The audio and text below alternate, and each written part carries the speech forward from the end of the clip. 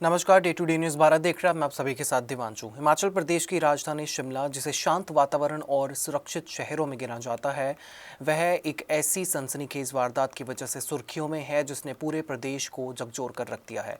शिमला के संजौली इलाके में दिन दिहाड़े एक महिला की गोली मारकर हत्या कर दी गई। मृतका की पहचान मीनाक्षी मित्तल के रूप में हुई है, जो एक निजी स्कूल के प्रबंधन से जुड़ी हुई थी। इस हत्याकांड ने न केवल कानून व्यवस्था पर सवाल खड़े कर दिए हैं, बल्कि इसके पीछे सामने आ रहे पारिवारिक विवाद और पुराने आरोपों ने इस मामले को और भी ज्यादा संवेदनशील बना दिया है। जानकारी के अनुसार ये वारदात संजौली स्थित हाउसिंग बोर्ड कॉलोनी के समीप हुई है। बताया जा रहा है कि मीनाक्षी मित्तल स्कूल परिसर के पास मौजूद थी, तभी अज्ञात हमलावरों ने उन पर ताबड़तोड़ गोलियां चला दी। शुरुआती जानकारी के मुताबिक उन्हें कई गोलियां लगी हैं, जिससे उनकी मौके पर ही मौत हो गई। वारदात को अंजाम देने के बाद आरोपी घटनास्थल से फरार हो गए। प्रत्यक्षदर्शियों के अनुसार पूरी घटना कुछ ही सेकंड में हुई और गोली चलने की आवाज सुनकर इलाके में अफरा तफरी का माहौल बन गया। घटना की सूचना मिलते ही पुलिस की टीमें मौके पर पहुंची और पूरे इलाके को घेर लिया गया। फोरेंसिक विशेषज्ञों को भी बुलाया गया, जिन्होंने घटनास्थल से साक्ष्य जुटाए। पुलिस ने आसपास लगे सीसीटीवी कैमरों की फुटेज अपने कब्जे में ले ली है और संदिग्धों की पहचान करने की कोशिश की जा रही है। शहर में कई स्थानों पर नाकेबंदी कर वाहनों की जांच भी की गई है। कुछ रिपोर्टों में ये भी बात सामने आई है कि हमलावर पंजाब नंबर की गाड़ी में आए थे। हालांकि पुलिस ने अभी इस संबंध में कोई भी आधिकारिक पुष्टि नहीं की है। इस हत्याकांड की सबसे अहम कड़ी वो पुराना विवाद बताया जा रहा है, जो मीनाक्षी मित्तल और उनके भाई के बीच कई वर्षों से चल रहा था। प्रारंभिक जानकारी के अनुसार दोनों के बीच संपत्ति और स्कूल प्रबंधन को लेकर मतभेद थे। बताया जा रहा है कि यह विवाद माननीय अदालत तक पहुंच चुका था और मामला माननीय हाई कोर्ट में विचाराधीन था। पुलिस अब इस एंगल से भी गहन जांच कर रही है कि कहीं इस लंबे विवाद का संबंध इस हत्या से तो नहीं है।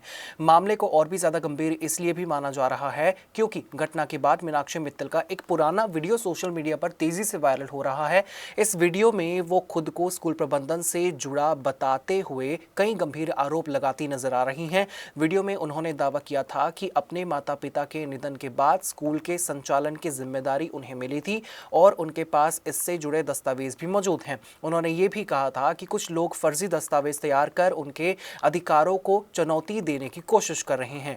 वीडियो में मीनाक्षी मित्तल ने यह आरोप भी लगाया था कि उन्हें लगातार धमकियां मिल रही हैं। उन्होंने दावा किया था कि उन्हें जान से मारने की चेतावनी भी दी गई है और उन्हें अपनी सुरक्षा को लेकर डर है। इतना ही नहीं, उन्होंने अपनी बेटी को भी परेशान किए जाने और सोशल मीडिया के माध्यम से मानसिक दबाव बनाने के आरोप लगाए थे। हालांकि इन दावों की आधिकारिक पुष्टि अभी तक नहीं हुई है और पुलिस ने भी वायरल वीडियो में लगाए गए आरोपों पर कोई भी स्पष्ट टिप्पणी नहीं की है। जांच एजेंसियां इन तमाम पहलुओं को जांच के दायरे में रखकर आगे बढ़ रही है। हेलो एवरीवन, मैं मनीषा मित्तल सरस्वती पैराडाइज स्कूल से यहाँ की एक्स मेंबर जो हिमांक मित्तल मुझे शो करना चाहता है, जो कि ओरिजिनल कागजों के अंदर मैं यहाँ पे वाइस प्रेसिडेंट थी अपने मम्मी पापा के टाइम पे, और उनके जाने के बाद में मैं एक्टिंग प्रेसिडेंट बन गई। सारे कागज मेरी फेवर में है, सब कुछ मैं जानती हूँ, सारी चीजें मेरी हाई कोर्ट में भी चली हुई है। इन्होंने नकली कागज बना के जिस तरह से मेरे साथ कार्रवाई करी और जो चीजें कर रही है मैं फेस कर रही हूँ। जब फैसला मेरे पक्ष में आया तो मैंने यहाँ पे जनवरी के अंदर स्कूल के अंदर एंट्री करी, एसपी सर को बताकर करी, कोई इलीगल काम नहीं करा। 2-2.25 महीने से मैं स्कूल के अंदर ही हूँ, यहाँ पे कोई भी डिस्टर्बेंस मैंने नहीं होने दिया।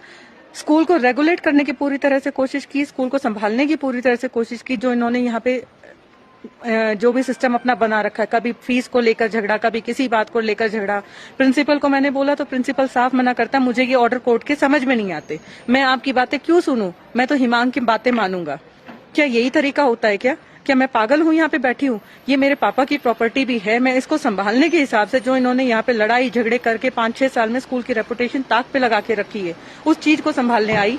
तो आज हिमांक मित्तल गोविंद के साथ और अपने कुछ और गुंडों के साथ में स्कूल में आता है।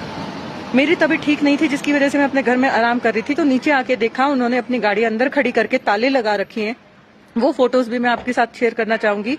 और उसके बाद में पेरेंट्स भी यहाँ पे इकट्ठे थे, टीचर्स भी मौजूद थे। जैसे ही मैंने पुलिस को कॉल किया तो सारे के सारे टीचर्स तो यहाँ से निकल गए, लेकिन कुछ पेरेंट्स मोहित और संजू जी कहते हैं आप यहाँ नहीं रह सकते।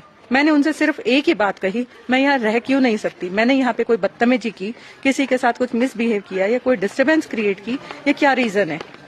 या मेरे को कोई कानूनी रूप दे दो कि जिसकी वजह से मैं आप ये कह सकते हो मुझे कि मैं यहाँ नहीं रह सकती या मेरा यहाँ पे रहने का कोई अधिकार नहीं है।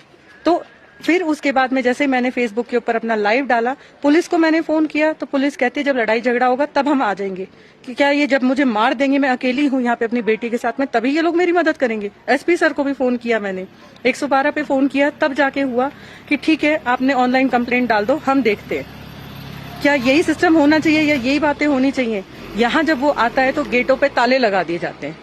क्या गुंडागर्दी हो, जाते जाते जैसे ही मैंने फेसबुक के ऊपर लाइव डाला कि ये इस तरह की हरकत कर रहा है तो मुझे कहता है देख लूंगा तुझे, जान से मार दूंगा।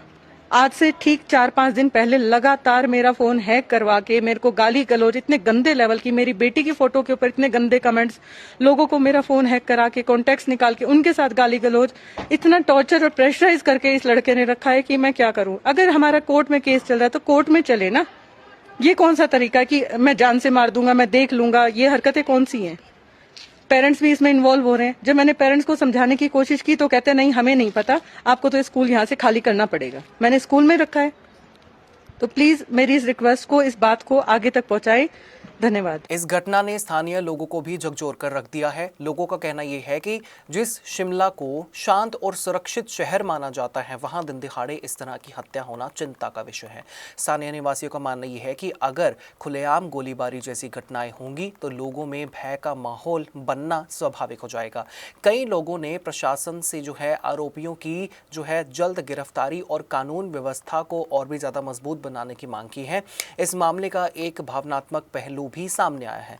बताया जा रहा है कि मीनाक्षी मित्तल अपनी 17 वर्षीय बेटी के साथ रह रही थी।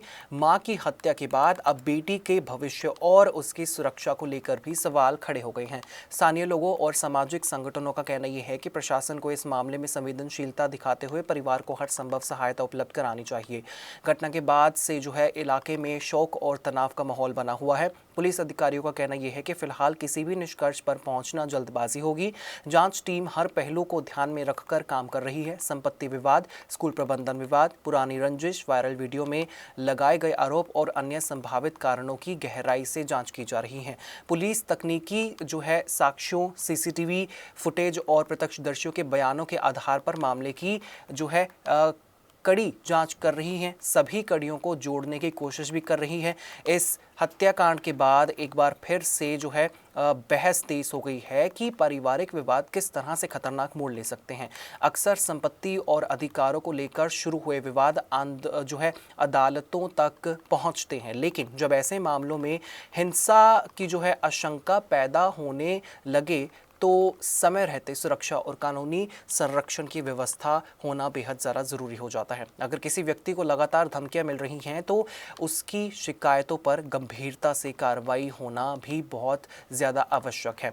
हालांकि ये भी ध्यान रखना ज़रूरी है कि वायरल वीडियो में किए गए दावे और हत्या के पीछे की असली वजह के बीच क्या संबंध है, इसका फैसला केवल जाँच पूरी होने के बाद ही हो सकेगा। फिलहाल जो बातें सामने आई हैं वे जाँच का हिस्सा हैं और पुलिस हर एंगल को ध्यान में रखकर आगे बढ़ रही है। इसलिए इस मामले में किसी भी अपुष्ट जानकारी को अंतिम सत्य मानना उचित नहीं होगा। फिलहाल पूरा शिमला इस सवाल पर जवाब तलाश रहा है कि आखिर दिन दिहाड़े हुई इस हत्या के पीछे कौन लोग हैं और उनका मकसद क्या था। क्या ये केवल व्यक्तिगत रंजिश का एक मामला है, क्या इसके पीछे संपत्ति विवाद है या फिर जांच में कोई नया और चौंकाने वाला खुलासा होगा। इन सभी सवालों के जवाब आने वाले दिनों में पुलिस जांच के बाद ही सामने आ पाएंगे। लेकिन इतना तय है कि इस वारदात ने देवभूमि शिमला की कानून व्यवस्था, पारिवारिक विवादों की गंभीरता और सुरक्षा व्यवस्था को लेकर कई बड़े सवाल खड़े कर दिए हैं।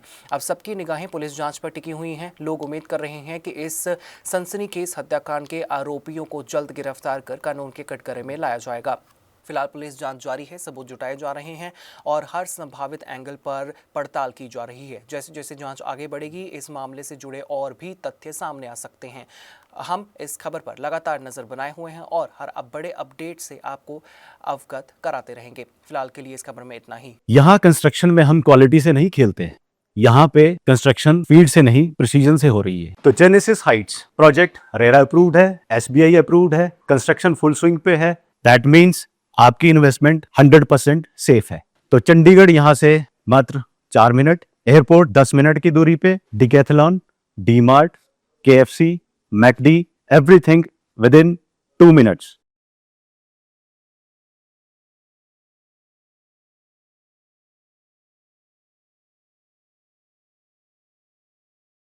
Day to day news Bharat आपके साथ हमेशा वादा करता है निष्पक्षता और सटीकता के साथ आप तक हर एक खबर, इन्फॉर्मेशन और अपडेट इसी तरीके से पहुंचाता रहेगा।